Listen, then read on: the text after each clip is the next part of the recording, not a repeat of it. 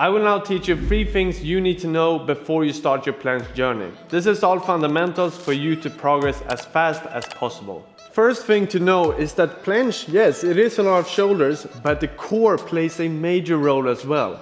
So we need to focus on both already in the beginning. The tuck planche is one of the most famous progressions. It is training your shoulders really well, but the core is barely connected, which means that even if you're getting really strong here, once we're moving on to heavier progressions, our core is not going to be used to it. That is why you need to have some specific core exercises in the beginning of your planche journey. The first core exercise that we can add is the hollow body holds. It looks like this. Straight arms, squeeze. Last but not least is my favorite exercise, and that's the hyper extension. It is slightly more complicated and harder to perform, but it is extremely beneficial for our planche training. The concept is to have a bench, and we want to have the edge of the bench slightly above our hips. This is so that we need to squeeze the glutes and the core to get connection. So we'll put it roughly at the belly. We will squeeze, holding the bench, and then from here we'll push up into the straight legs. The further out you go, the harder it is. The more forward you go, the easier it is. So start further in and then work yourself outwards as you're getting stronger. The second lesson I really need you to understand is the concept of time under tension and why it is so important within calisthenics. Time under tension means how much time am I spending in a certain skill. So if I'm doing a 5-second planche, that is 5 seconds under tension. So my time under tension is 5 seconds. Make sense? So why is it so important in calisthenics? The reason is because calisthenics and skill training is different compared to just getting strong in the muscles. If you want to get strong in the bicep, you train curls, you will hear that you need to do about 2 to 4 repetitions to build pure strength in your bicep. And that is true. But in calisthenics, if you want to learn a skill, it's not only getting strong in the muscles involved in that skill, but also for your body to be comfortable in how do I use these muscles in order to perform the planche.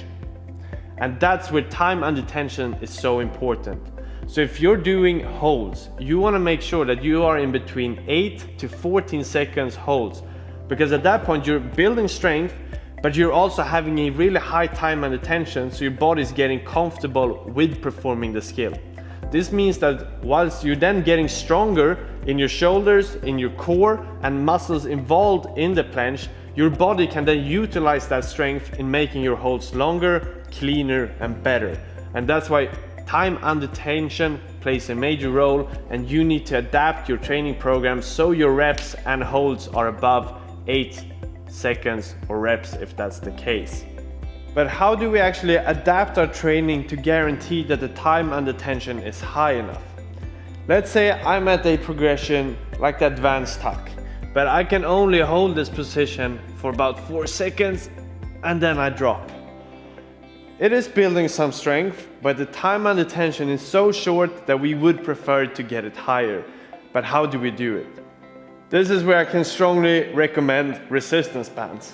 In this case, you will take a band that's thick enough for you to guarantee that you can hold the progression for minimum 8 seconds. So then I will still do the same progression I'm on, the advanced tuck, but with some additional help, which means that I can hold this position longer. The time under tension will be increased.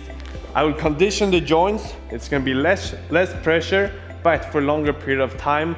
And with resistance bands, we can always drop down. So as you're getting stronger, you can take a thinner and thinner resistance band until you can do the progression without any band at all.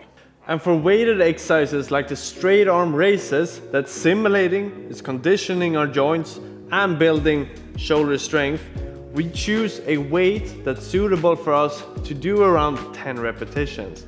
If that's the case, we guarantee that the time and tension is high, we're still building solid shoulder strength, but we're also conditioning our joints, because in this position we are going to have roughly the same pressure as we would in the planche. And we want to make sure that our joints are stronger than our muscles, so that whenever we're training, we want to make sure that the muscles are giving in before the joints do, because if the joints are giving up before your muscles, we're having some problems. Choose a weight that you can do 8 to 14 reps with. If you can do more than 14 reps, take a heavier weight. And if you can do less than 8, take a lighter.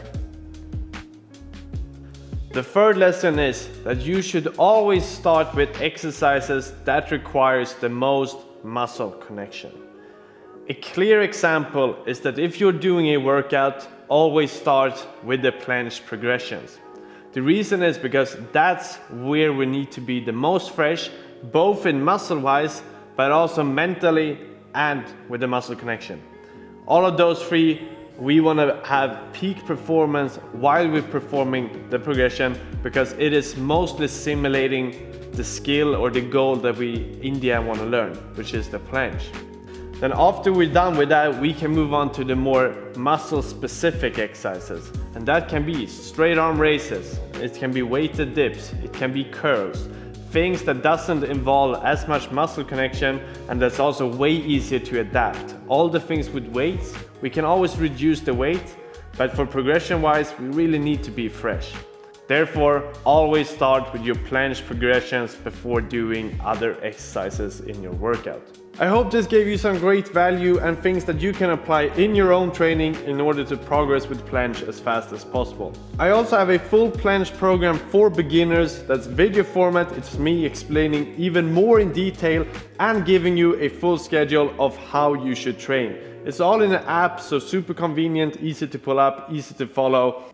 You will also be able to interact with me, send me videos of your attempts, your training, questions, and I will give you my personal feedback. So if you really want to progress as fast as possible, I will leave the link in the description for you to check out. And with that being said, hit like, subscribe, and I will see you guys in the next one.